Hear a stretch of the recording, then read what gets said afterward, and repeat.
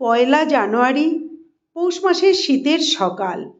আজকের এই পবিত্র দিনে আমরা স্মরণ করি এক মহামানবকে, যার একটিমাত্র দৃষ্টি মানুষের জীবন বদলে দিতে পারত।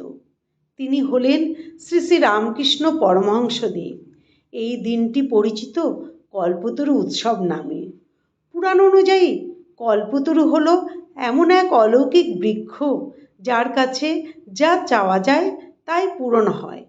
কিন্তু শ্রীরামকৃষ্ণদেব তিনি কোনো গাছ নন, তিনি একজন মহামানব। তার করুণায় মানুষের আত্মিক ইচ্ছা পূর্ণ হতো। 1886 সালের পয়লা জানুয়ারি, পৌষ মাসের শীতল দিন। ঠাকুরের শরীর ভীষণ দুর্বল ও অসুস্থ। তবুও সেই দিন ঠাকুর অদ্ভুতভাবে নিজেকে কিছুটা সুস্থ বোধ করলেন। তিনি বললেন, আজ একটু উদ্যানে বেড়াবেন। মধ্যাহ্ন পেরোতেই একে একে গৃহস্থ ভক্তরা আসতে লাগলেন মন্দির প্রাঙ্গণে। কেউ একা, কেউ দলবদ্ধভাবে, কিন্তু সকলের অন্তরে একই আকাঙ্ক্ষা, একবার ঠাকুরকে দেখা। অপরাহ্ন প্রায় 3টে। ঠাকুর উপরতলা থেকে নেমে এলেন। তখন 30 জনেরও বেশি ভক্ত, কেউ বাগানের গাছের তলায় বসে আলাপচারিতায় মগ্ন, কেউ বা ঘরের ভেতরে। ঠাকুরকে দেখা মাত্রই সবাই উঠে দাঁড়ালেন, সশ্রদ্ধ প্রণাম করলেন। তিনি ধীরে ধীরে হলঘরের পশ্চিমের দরজা দিয়ে উদ্যান পথে নামলেন। দক্ষিণমুখ ফটকের দিকে এগোতে লাগলেন। ভক্তরাও নীরবে তাকে অনুসরণ করলেন।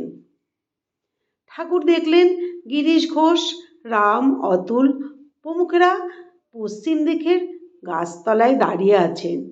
ঠাকুর সমবেত সকল ভক্তকে উদ্দেশ্য করে বললেন, তোমাদের আর কি বলবো, আশীর্বাদ করি তোমাদের চৈতন্য হোক। আর এই কথাটুকু বলেই তিনি ভাবাবিষ্ট হয়ে পড়লেন। এই আশীর্বাদ ছিল না কোনো সাধারণ কথা, এ ছিল স্বার্থহীন, গভীর অন্তর্ভেদী আশীর্বাদ বাণী। ভক্তদের মনে এমন আঘাত করল, যেন আনন্দের ঢেউ আশ্রে পড়ল হৃদয়ের গভীরে। তারা ভুলে গেল দেশ, কাল, ঠাকুরের রোগ, এমনকি তাকে স্পর্শ না করার পুরনো প্রতিজ্ঞাও।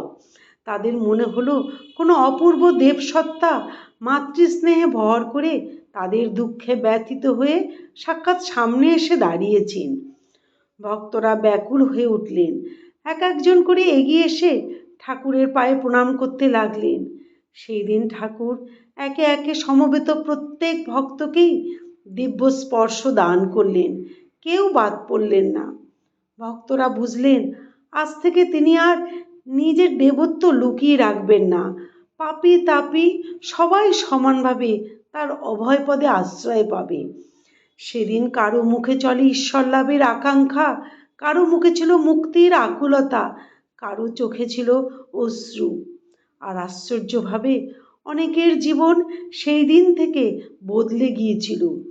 কেউ মন্ত্রমুগ্ধের মতো তাকিয়ে রইলেন, কেউ ঘরের ভেতরে সবাইকে ডাকতে লাগলেন, কেউ ফুল ছুঁড়ে পুজো করতে লাগলেন।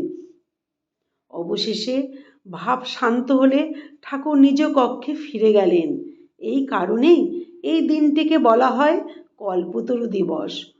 কল্পতরু উৎসব আমাদের শেখায়, সত্যিকারের কল্পতরু বাহির নয়, কল্পতরু হলো গুরুর কৃপা। এই দিন শুধু ফুল দেওয়াই যথেষ্ট নয়, এই দিনে চাই একটু ভক্তি, একটু বিশ্বাস আর এক ফোঁটা আত্মসমর্পণ। মন থেকে যদি বলা যায়, হে প্রভু, আমাকে তোমার পথে রাখো, তাহলেই কল্পতরু উৎসব সার্থক। শ্রী শ্রী রামকৃষ্ণ পরমহংসদেব আজও আমাদের মাঝেই আছেন, বিশ্বাসে, ভক্তিতে আর করুণায়।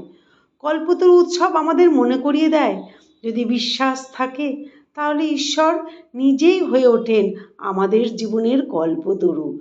জয় শ্রী রামকৃষ্ণ। প্রণাম ঠাকুর, ধন্যবাদ।